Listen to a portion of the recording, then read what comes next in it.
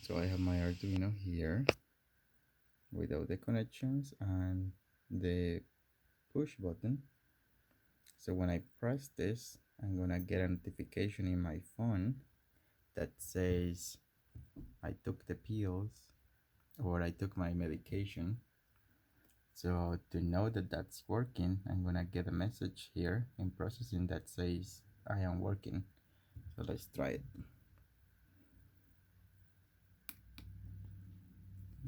I got there the notification,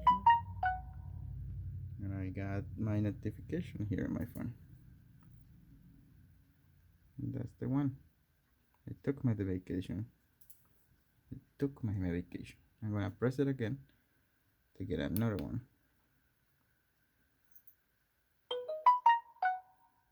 That's the other notification. So it's working.